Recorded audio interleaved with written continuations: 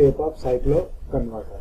In this type of cycloconverter, the output frequency F0 is greater than input frequency F1.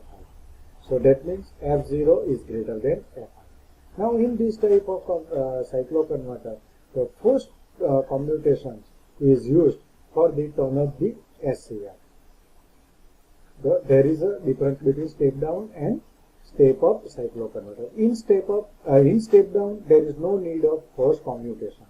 The SCRs will turn off due to its natural commutation. But in this step up type of cycloconverters required force commutation to turn off the SCR. So for that we are using two types of step up type cycloconverter. First, center tap transformer or midpoint step up cycloconverter, and second, bridge type cycloconverter.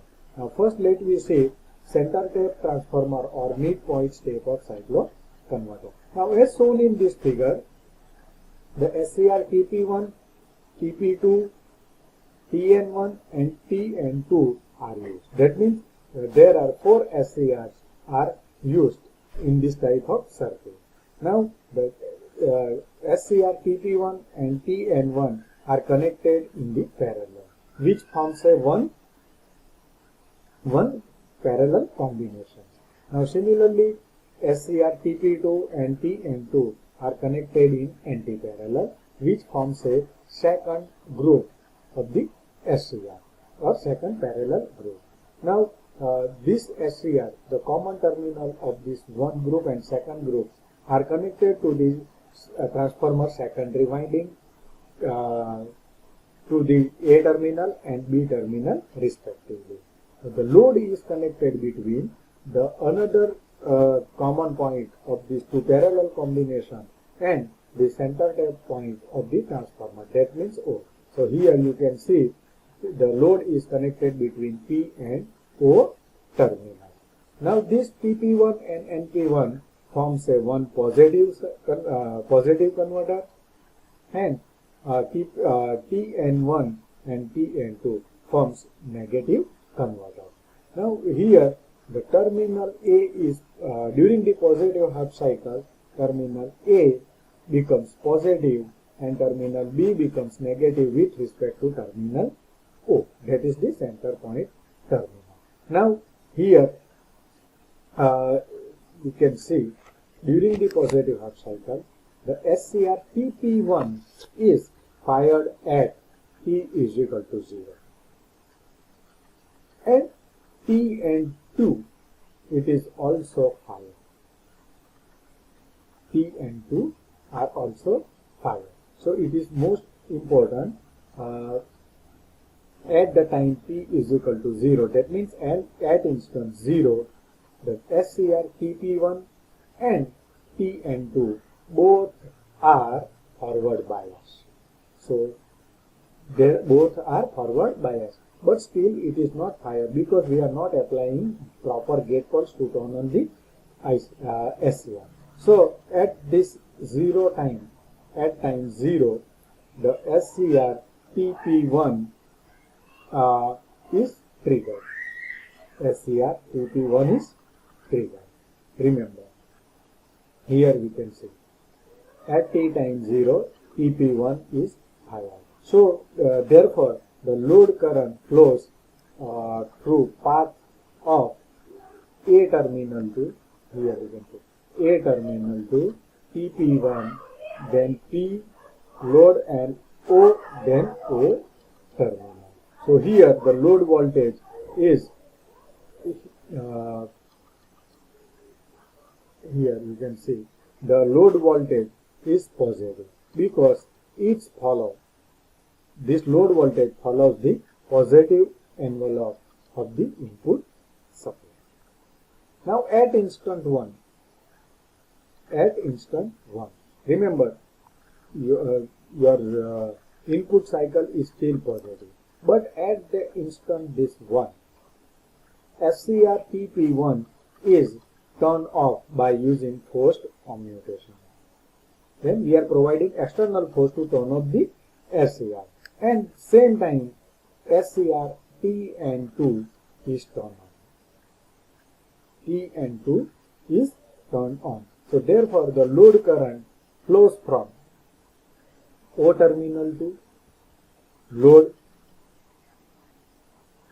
then P, then TN2, then B and 0. So here we can say the load voltage.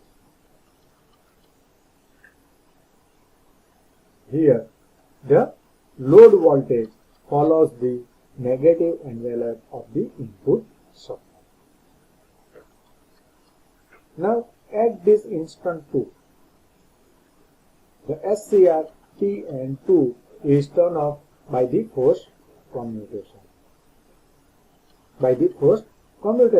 And again TP1 is triggered.